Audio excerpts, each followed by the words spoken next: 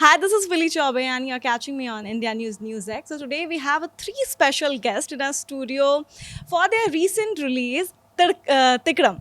So, a very famous actor, Bollywood actor, Mr. Amit Syal, जिनको आपने कई सारी मूवीज़ में देखा होगा, कई सारी वेब सीरीज़ में देखा होगा. इनकी फेमस रिलीज़ मैं आपको बता दूँ, महारानी and Mirzapur and so many more. And the producer of this picture, Mr. Savio, and the director of this film, Mr. Vivek Ancharia. A very warm welcome to you guys.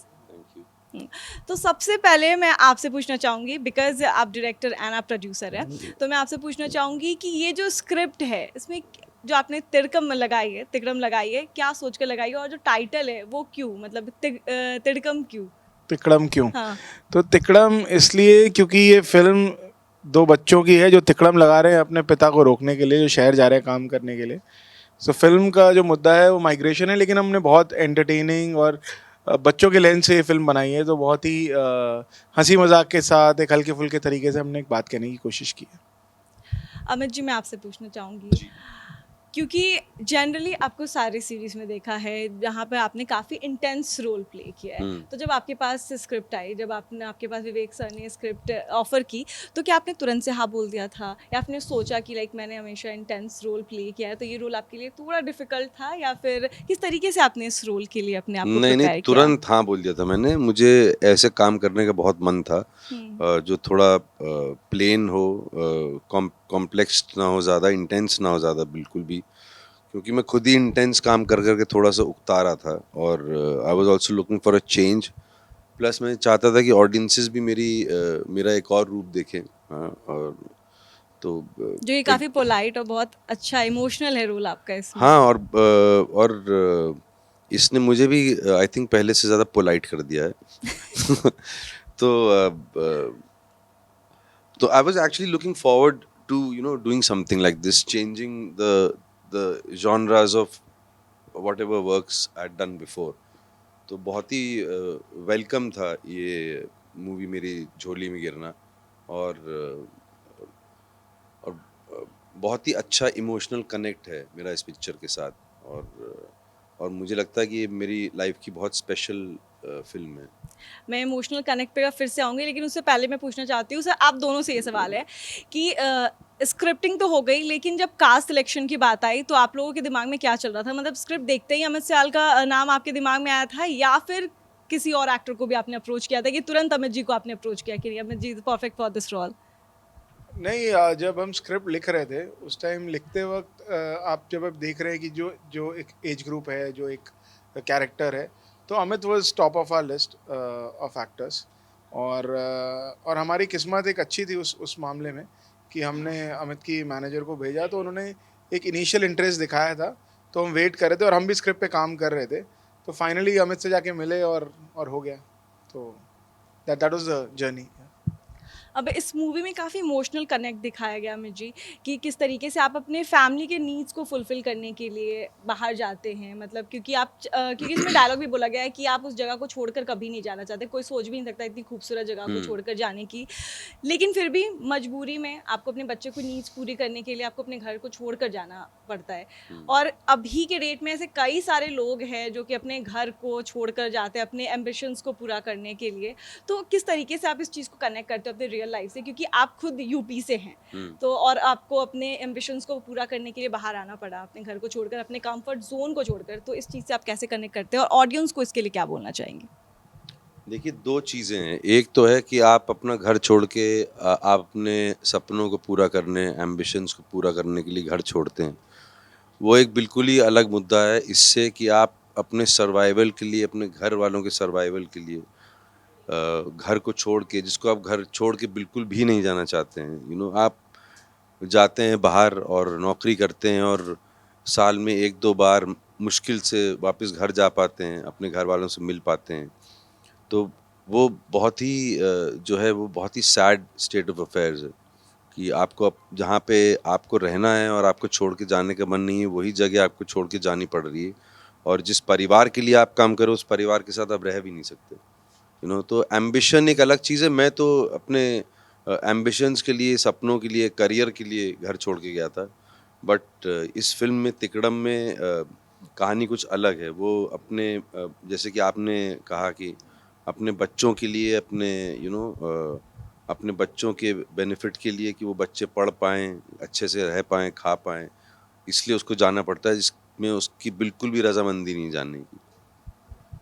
मैं ये सवाल आप दोनों से है, किस तरीके से आप अपने पर्सनल एंड प्रोफेशनल लाइफ को मेंटेन करते हैं, क्योंकि इसमें भी दिखाया गया मूवी में, क्योंकि अपने फैमिली की वजह से जाना पड़ रहा है, तो जाने की वजह से कहीं ना कहीं आपका पर्सनल लाइफ, मतलब मूवी में जो कैरेक्टर है उसका पर्सनल लाइफ अफेक्ट तो हो रहा है, तो पर्सनल लाइफ में आप लोग कैसे मैनेज करते हो, लाइक कि अपने पर्सनल एंड प्रोफेशनल लाइफ को आप कैसे मैनेज करते हैं? हमारा पर्सनल लाइफ में तो जो मूवी में दिखाया वैसे तो कुछ नहीं है। काफ़ी आसान है हमारा लाइफ। तो वो मैनेज हो जाता है आराम से। मैं विवेक को बोलूँ। ये आई थिंक हम लोग फिर भी बहुत प्रिविलेज लोग हैं, जहाँ हम जिस शहर में रहते हैं, जिस सोशो इकोनॉमिक क्लास में हम बिलोंग करते हैं, तो काम के लिए जाना पड़ता है। आज चाहे चाहे जो भी हो, मेरा बच्चा भी, अभी मैं जब यहाँ दिल्ली आया इस प्रमोशन के लिए, तो रोया बैठ के 2 घंटे। जाना उसका था कि नहीं, इतने दिन के लिए नहीं जाना। ही वॉज नेगोशिएटिंग, 1 दिन चले जाओ, 2 दिन चले जाओ, ये चल रहा था निकलने से पहले। तो वो मुझे लगता है वो बच्चे का और पिता का जो एक रिलेशनशिप है कि वो बिछड़ने का, वो तो आई थिंक हर क्लास के लिए वैलिड होता है। अब हमारे साथ ये है कि मैं चला जाऊँगा 4 दिन में, 5 दिन में, 6 दिन में वापस, लेकिन जो लोग साल साल भर में वापस आ रहे हैं, ये उनकी कहानी है। तो मुझे लगता है कि शायद अगर हम खुद को उनसे कंपेयर करें तो वो सही नहीं होगा, क्योंकि वो जो ज़िंदगी है वो बहुत डिफ़िकल्ट है। वो ज़िंदगी वो है जहाँ आप जिनके लिए जी रहे हैं, आप उनको साल साल भर देखते ही नहीं हैं। जिनके लिए आप सब कुछ कर रहे हैं, और जो आगे, जिनको आप आगे बढ़ा सको, अपने बच्चों को कर सको, उनके लिए आप एक अपनी पूरी ज़िंदगी एक अनजान शहर में दे देते हैं। तो मुझे लगता है वो जो सैक्रिफाइस है, जो इस देश के ज़्यादातर मर्द करते हैं, कुछ औरतें भी करती हैं, मुझे लगता है वो बहुत बहुत बड़ा सैक्रिफाइस है। माइक पर दीजिएगा सर को, नहीं मत दीजिएगा, क्योंकि मैं ये सवाल आप दोनों से, क्योंकि आप दोनों की ये डेब्यू मूवी है, जी जी तो जी। आप लोगों ने इसी मूवी को क्यों चुना कि आप लोग इससे ही डेब्यू करोगे? मैंने तो इसलिए चुना, मैंने तो ये लाइक क्या बहुत तिकड़म चली आपके दिमाग में कि पुरानी बात है। ये एक्चुअली 2007-8 की बात है, जब मेरे एक दोस्त ने मुझे ये कहानी बताई थी। और जैसा कि मैंने अभी आपको कहा, तो मुझे ये हमेशा लगता था कि ये बहुत डिफ़िकल्ट है, ये जो लोग करते हैं अपनी ज़िंदगी में, और ऐसा नहीं होना चाहिए। लोगों के पास ये चॉइस कभी होनी ही नहीं चाहिए कि आपका बच्चा खाना खाएगा कि आपके साथ रहेगा। इन दोनों चीज़ों में चॉइस नहीं होनी चाहिए। और फिर मेरे एक दोस्त हैं अनिमेश वर्मा, जिन्होंने मुझे कहानी सुनाई, तो मुझे लगा यार ये तो परफेक्ट कहानी है कि एक बाप जा रहा है और 2 बच्चे उसे रोकने की कोशिश कर रहे हैं, तो मैं कहना चाहता हूँ। तो फिर मैंने उन्हें कहा ये कहानी मुझे दे दो, मैं कहना चाहूँगा। फिर काफ़ी कुछ हुआ, ये 2008 7-8 के बाद काफ़ी साल तक चला। फिर कुछ 2012 के आसपास मेरे एक दोस्त हैं जो को प्रोड्यूसर हैं इस फिल्म पे सावियो के साथ, हार्दिक गज्जर, उन्होंने भी ये कहानी सुनी हमारे मुँह से, और उन्होंने कहा जब भी ये बनाओगे तो मैं प्रोड्यूस करूँगा। फिर हम लिखते रहे, मैं लिखता रहा, अनिमेश लिखता रहा, करते करते हम आगे बढ़े। फिर सावियो मिले हमें रास्ते में, इस जर्नी में। तो सावियो ने भी सुन के, हाँ, थोड़ा आगे जाके ये मिले। तो ऐसे ही लोग मिलते गए, जुड़ते रहे, कारवां बनता गया, और फाइनली अब फिल्म आपके सामने है। तो ये लोकेशन स्टार्ट, हाँ सर। तो मेरे लिए जब विवेक ने ये पहली बार स्टोरी सुनाई, आंखों में आंसू आ गए थे। इससे पहले काफ़ी और स्टोरी सुने थे, लेकिन वो जो वार्म थे स्टोरी में वो कभी फील हुआ नहीं ट्रेलर था। देखकर मेरे भी आंखों में आंसू आ गए थे, क्योंकि वो जो पापा वाला सीन होता है ना, जब उसके बच्चे, वो ट्रेन का Correct. सीन और प्लेटफॉर्म का सीन, वो काफ़ी ज़्यादा इमोशनल है, और जो अपने घर से दूर रहते हैं वो इसको बहुत ज़्यादा कनेक्ट कर सकते हैं आपकी इस मूवी को। हाँ, इसीलिए मतलब इतना टच हो गया था ये स्टोरी कि मुझे किसी भी हालत में करना था। तो मैंने विवेक को बोला था ये जब भी करोगे तो मेरे को ये करना ही करना है। और विवेक और हार्दिक ने दोनों ने मुझे चांस दिया करने के लिए उनके साथ में। तो I think I am privilege to get this as a dream project. I can actually call this as a dream project. अब ये मूवी रिलीज़ हो चुकी है, काफ़ी लोगों ने देखी है मूवी, और रिस्पॉन्स कैसा आ रहा है? आपके जो वेल विशर्स हैं, आपके जो फैमिली मेम्बर्स हैं, कैसा रिस्पॉन्स आ रहा है, मैं वो जानना चाहूँगी। आप तीनों का एक्सपीरियंस जानना चाहूँगी मैं। तो मैं तो ये बहुत खुशी खुशी से बोल रहा हूँ कि मेरे दोस्त लोग जो यहाँ पे नहीं, बाहर गाँव भी जो रह रहे हैं, वो लोग मुझे वॉइस नोट भेज रहे हैं, like grown man like me, जो रो के वॉइस में भेज रहे हैं कि ये क्या फिल्म बनाई आप लोगों ने, और रोते हुए सेम रिकॉर्ड करते हुए। तो I mean response is ट्रेमेंडस। Response generally बहुत अच्छा आ रहा है। जो आप अगर रिव्यूज़ भी पढ़ें जाकर, तो लोगों ने, मुझे लगता है कुछ है फिल्म के अंदर जो लोगों से कनेक्ट हो रहा है, क्योंकि बहुत कुछ है। जी, थैंक यू। तो मुझे लगता है क्योंकि हर घर की कहानी है, कहीं ना कहीं किसी ना किसी का कोई ना कोई गया है, कोई खुद गया है, कोई खुद दूसरे शहर आया है। तो मुझे लगता है जब लोग अपने परिवार के साथ बैठ के देख रहे हैं, तो जैसे मुझे कल ही किसी का एक मैसेज आया कि कोई कोई एक बच्चा है जो गाना लूप पे सुन रहा है, और मेरा बेटा जब देख रहा था तो वो उसको ये कुछ सेकंड हाफ में कुछ तिकड़म लगाते हैं ये प्रॉब्लम सॉल्व करने के लिए, तो वो उसको रिपीट पे देख रहा था बार बार कि ये वापस रिवाइंड करो रिवाइंड करो रिवाइंड करो। तो कहीं ना कहीं मुझे लगता है कुछ है फिल्म के अंदर जो छू रहा है लोगों को, अलग अलग बच्चों के लिए कुछ अलग है, बड़ों के लिए कुछ अलग है।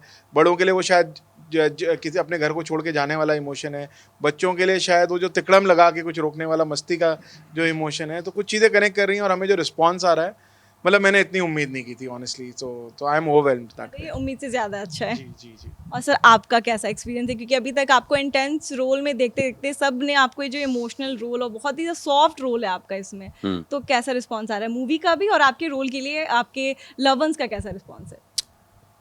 आई थिंक जब आप किसी अच्छी फिल्म का, अच्छी कहानी का हिस्सा होते हैं, तो आपको एज एन एक्टर भी उतना ही ब्यूटीफुल रिस्पांस मिलता है, नो। और वो रिस्पांस भी इसीलिए मिलता है क्योंकि आप एक बहुत ही अच्छी स्टोरी का हिस्सा हैं और आप भी ब्यूटीफुल लगते हैं उस ब्यूटीफुल सेटअप में। तो बहुत अच्छा रिस्पांस है, लोग खुश हैं कि मैंने कुछ अलग किया। इनफैक्ट एक तो कुछ स्टेटमेंट आया था दोस्त का कि मुझे लगा अभी तो तू कुछ करेगा, इतना शरीफ कैसे हो गया तू। तो बट आई एम ग्लैड कि तूने कुछ भी ऐसा नहीं किया और बहुत ही अच्छी फिल्म है। और जैसे कि विवेक ने बोला कि जितना हमने एक्सपेक्ट नहीं किया था उससे मतलब मल्टीफोल्ड अच्छा रिस्पांस आ रहा है, बहुत ही अच्छा। So before winding up this a beautiful conversation, मैं आप लोग सबसे जानना चाहूँगी कि वाई शूटिंग दिस फिल्म कोई एक ऐसा मोमेंट बच्चों के साथ या फिर सेट पर ही, क्योंकि ये बहुत इमोशनल फिल्म है, तो कोई एक ऐसा मोमेंट जहाँ पर आप खुद शूट करते हुए बहुत इमोशनल हो गए हो? सर ये मैं आपको दे रहा हूँ। तो एक सीन है फिल्म में जो ट्रेलर में भी है, जब आप देखते हैं कि इनकी बेटी इनको गले लगा रही है और अमित रो रहे हैं, तो वो सीन हमारे लिए कैसा था कि मैं बहुत डरा हुआ था उस सीन को लेकर, और वो स्क्रिप्ट में लिखा हुआ था और बार बार वो सीन स्केड्यूल होता था कि ये कल शूट करेंगे, और मैं उसे बार बार आगे खिसका देता था क्योंकि मुझे आखिरी छठे आई थिंक 4-5 दिन बचे थे जब वो शूट हुआ था, क्योंकि मुझे बहुत डर था उस सीन को लेकर कि ये अगर बच्ची है, ये रोई नहीं और ये मोमेंट नहीं बना तो क्या होगा, क्योंकि वो मेरे पास उसके लिए रिप्लेसमेंट भी नहीं था। तो मुझे वो था कि यार अगर नहीं करेंगे तो क्या होगा, क्या करेंगे, कुछ तो सोचना पड़ेगा। नहीं हुआ तो क्योंकि आप अगर वो ऑनेस्टी से नहीं निकल कर आता तो वो बहुत फेक भी लग सकता है, ऐसी ऐसी चीज़ें। तो वो आता था, मेरा जो चीफ असिस्टेंट था नमन, तो वो आता था हर बार कि सर ये मैं कल स्केड्यूल कर रहा हूँ। मैंने कहा नहीं करते हैं इसको, करते हैं, ये अभी अभी कुछ बन नहीं रहा है। तो ये करते करते करते उसने कहा सर अब अमित सर जा रहे हैं और अमित सर के बिना ये नहीं होगा, ये सीन अब आपको ये करना पड़ेगा। तो हमने ये सब, मैंने कहा ठीक है अब चलो लगाओ, फिर अब कल लगाओ, अब देखी जाएगी जो भी होता है। तो सुबह सुबह फिर कुछ करते करते ना माहौल अब टुवर्ड्स द एंड था, तभी सर वो आप दोनों का जो इमोशन भी, हाँ तो फिर वो बच्ची से एक मेरी वहाँ पे और बच्चों के साथ शूट करने में थोड़ी डिफिकल्टी आई या फिर बहुत स्मूथ? नहीं यार अच्छा था, मैं बताता हूँ इस सीन के अंदर तो क्या हुआ, मैजिक हुआ इस सीन के अंदर कि वो हाँ मतलब फिर वो मेरी एक और साथ में मेरी डायरेक्शन टीम में प्रयागिनी करके थी, तो उन्होंने कहा कि सर मैंने ना ये कर रखा है, मैं उसको ट्राई करती हूँ, आपने तो बोल दिया मैं भी ट्राई करती हूँ।